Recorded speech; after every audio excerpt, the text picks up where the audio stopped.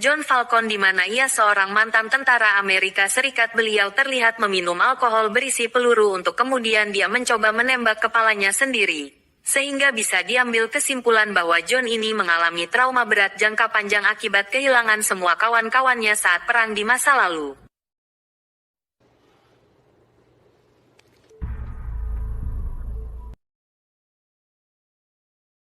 Saat John sedang memilih minuman di Alfamart, terjadi sebuah insiden mendadak di mana ada dua orang penjahat yang mencoba merampok semua uang di kasir. Saat penjahat menyuruh semua orang untuk tiarap, John dengan santainya berbalik kemudian mengatakan bahwa si penjahat salah dalam mengarahkan senjatanya ke bagian perut. Kemudian John dengan baik hati memberitahunya bahwa tembakan yang benar adalah mengarah langsung ke otak di kepala, dengan begitu korban pun akan langsung mati tanpa bisa melakukan perlawanan. Dan tiba-tiba tanpa disadari John dengan cepat melumpuhkan kedua penjahat itu dengan sangat mudah. Yang mana bersamaan dengan itu dia membayangkan para korban perang yang telah dibunuh di masa lalu, di mana hal itu merupakan penyesalan yang paling mendalam yang pernah dirasakan olehnya. Dengan uang para penjahat itu, si John pun membayar minuman yang dibelinya.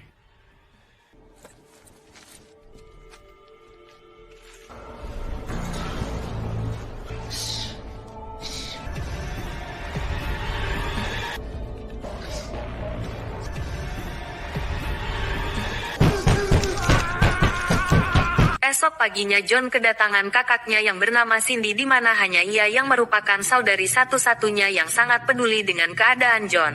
Siapa lagi kalau bukan Cindy, karena John ini seorang bujangan yang belum punya pasangan. Di mana Cindy ini merupakan seorang aktivis kemanusiaan yang akan bertugas ke sebuah kota kecil di Brazil dengan tujuan atas dasar kemanusiaan dan menolong orang-orang di sana agar bisa menjadi lebih baik.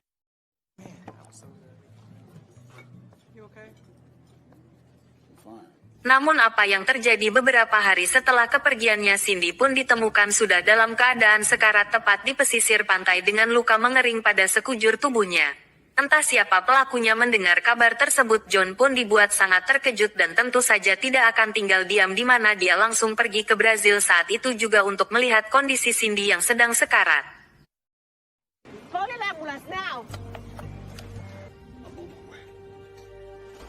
Sementara itu kita akan dibawa ke kota tempat Cindy mengalami insiden tadi, di mana di situ ada seorang detektif bernama Tiago, di mana beliau terlihat sedang menangkap beberapa warganya yang disinyalir telah menyelundupkan beberapa senjata ilegal. Tak lama muncul seorang polwan bernama Katarina dari arah lainnya, yang mana Katarina cukup terkejut dengan aksi dadakan yang dilakukan oleh tim Tiago.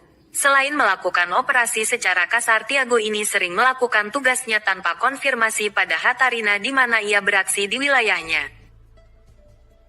Tak lama kemudian terjadi sebuah ketegangan ketika Tiago mencabut pistolnya, sehingga para warga yang ada di sana secara spontan dan serentak mengarahkan senjata kepada polisi tersebut. Tak ingin ada pertumpahan darah, Tiago pun mengambil inisiatif menantang salah satu jagoan dari mereka untuk duel dengan anak buahnya, di mana syaratnya jika ia menang maka Tiago berjanji tidak akan datang ke tempatnya lagi.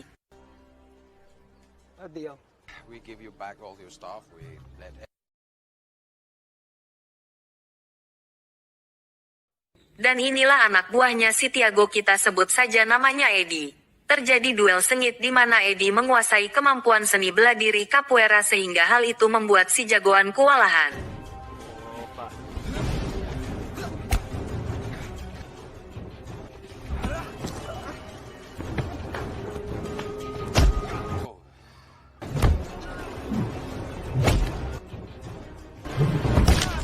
Kembali kepada John yang sudah tiba di Brazil, yang merupakan tempat kelahiran si Pele, di mana dia langsung disambut oleh atasannya Cindy yang turut berduka cita atas insiden yang dialami oleh kakak perempuan beliau bernama Manny. Manny pun mengajak John ke ruangan tempat Cindy dirawat, di mana John ini nampak sangat shock ketika melihat kakak perempuan satu-satunya sedang terbaring lemah tak berdaya, sehingga hal itu mengingatkan dirinya pada kawan-kawan tentaranya waktu di zona perang dulu. Manny pun memperkenalkan John kepada Tiago yang merupakan detektif yang bertugas untuk menyelidiki kasusnya Cindy, sehingga Manny berharap agar John ini bisa tenang dan menyerahkan semua kasus ini kepada Tiago. Namun dengan pengalamannya di militer ditambah korbannya adalah saudari sedarahnya, John pun tak bisa hanya tinggal diam saja dan meminta Tiago agar mengantarnya ke TKP tempat Cindy ditemukan. Di sana John pun diperkenalkan kepada Katarina yang dimana ia saat sedang mengobrol tiba-tiba dikejutkan suara ledakan yang mengagetkannya. Secara refleks John pun langsung mengambil pistol milik Katarina sehingga Tiago berasumsi bahwa John ini bukanlah orang sembarangan karena terbiasa memegang senjata.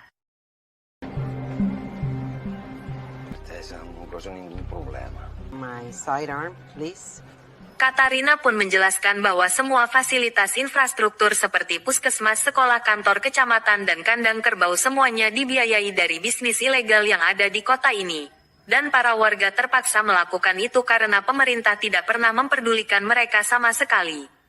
Hal itu semua menjadi dilema bagi para penegak hukum seperti Katarina karena jika ia menangkap pengedar penjahat penyelundup sama saja dengan memberikan penderitaan bagi seluruh warga di kota kecil ini.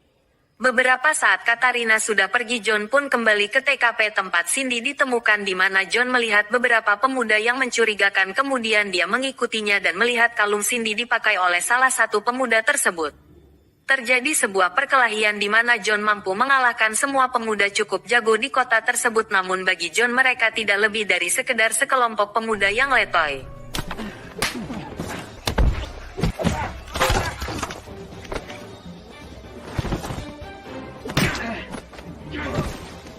Tak lama Katarina muncul menodongkan senjata ke arah John mencegah serangan brutalnya, bersamaan dengan itu menjelaskan bahwa kalung yang dipakai pemuda tersebut merupakan pemberian hadiah dari Cindy sendiri.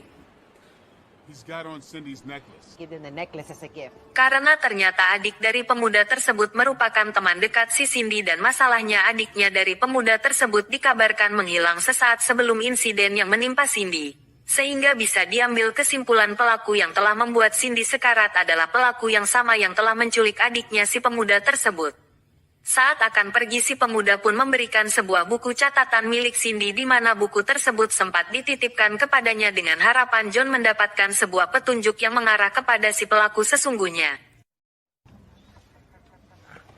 Setelah mempelajari buku catatan milik Cindy, John pun menemukan sebuah nomor telepon di mana pemiliknya seorang fotografer yang pernah bekerja sama dengan Cindy, sehingga dengan menemui orang tersebut diharapkan ada sebuah informasi lebih jelas.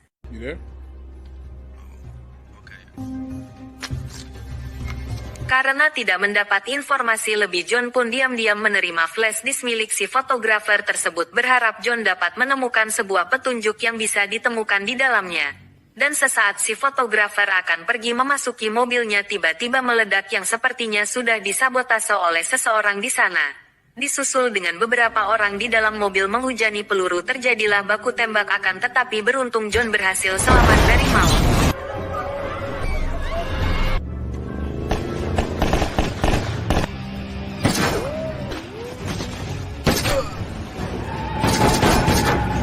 Dibantu Manny yang ahli komputer, akhirnya mendapatkan setitik petunjuk alamat lokasi diskotik malam yang mengarah ke seseorang pria yang bekerja di sana yang sepertinya ada hubungan dengan insiden yang dialami oleh Cindy.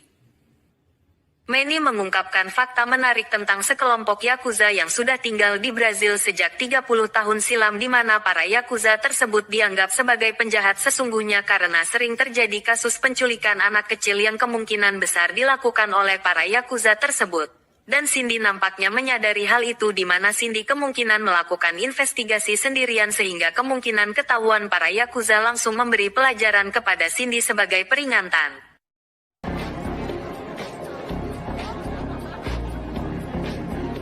Respon cepat John pun langsung pergi ke diskotik malam tersebut, di mana dia melihat pria yang ada di foto kemudian mengikutinya sampai ke toilet.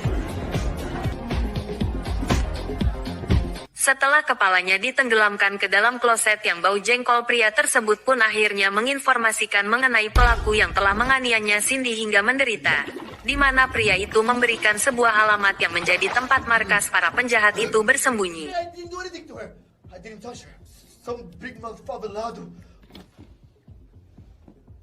Dengan ditemani Manny, John pun langsung pergi ke alamat tersebut. Bersamaan dengan itu kita diperlihatkan tim Tiago akan melakukan pembasmian besar-besaran kepada para penjahat yang dianggap kriminal di kota ini. Yang sebenarnya hal itu terlalu berlebihan mengingat penjahat itu walaupun mereka melakukan bisnis ilegal mereka masih berjasa terhadap kesejahteraan warganya sendiri.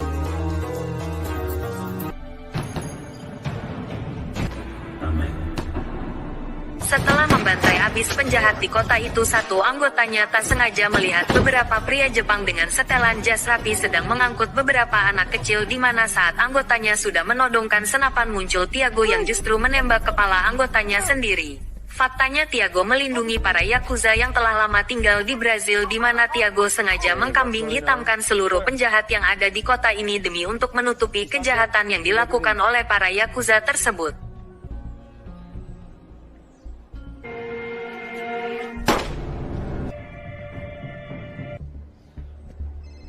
Di sisi lain John yang telah sampai di alamat yang diduga menjadi markas para penjahat di mana dia menyuruh Manny untuk pulang sedangkan dia akan masuk sendirian ke markas yang menjadi tempat persembunyian bisnis ilegal para Yakuza.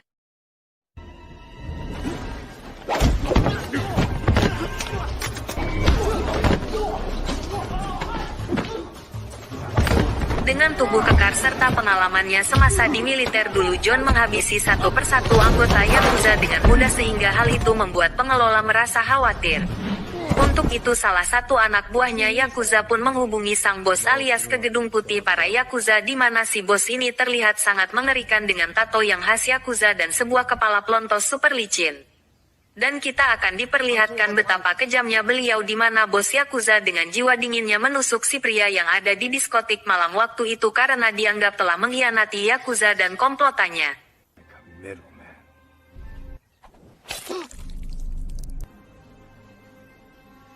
Di sisi lain John masih bertarung menghadapi para Yakuza. Tak lama datanglah Tiago yang menyuruh si John untuk berhenti.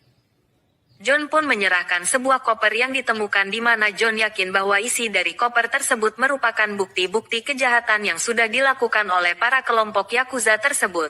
Namun saat akan pergi si John pun tersadar bahwa tadi Tiago sempat menyebut nama yang ada pada kertas isi koper tersebut di mana si John ini belum menyebut apapun tentang isi dari koper itu sehingga John ini menyadari bahwa ada sesuatu yang salah bahwa Tiago telah bekerja sama dengan para Yakuza tersebut.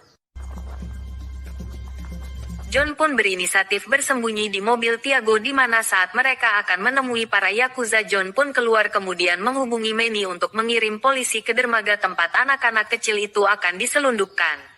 Sembari menunggu polisi datang menjemput John pun memutuskan untuk menghabisi mereka semua sendirian sebagai balas dendam atas penderitaan yang dialami oleh Cindy kakaknya.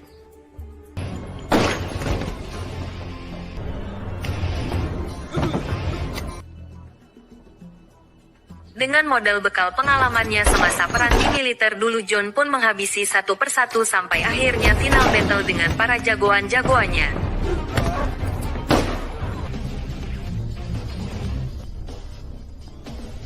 Diawali dari jagoan si Eddie mencoba menggunakan teknik capoeiranya namun nampaknya hal itu sama sekali tidak dapat menyentuh si John.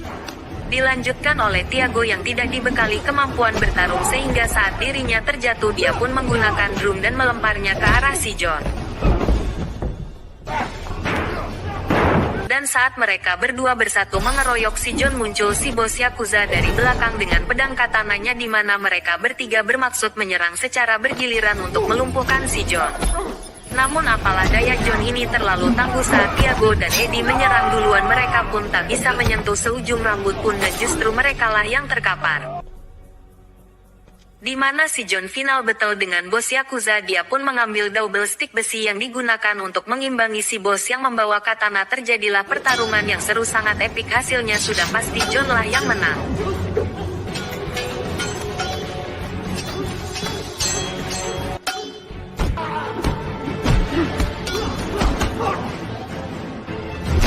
Setelah melumpuhkan si bos Yakuza para polisi datang sehingga pekerjaan polisi ini sangat ringan sekali hanya membereskan sisanya saja.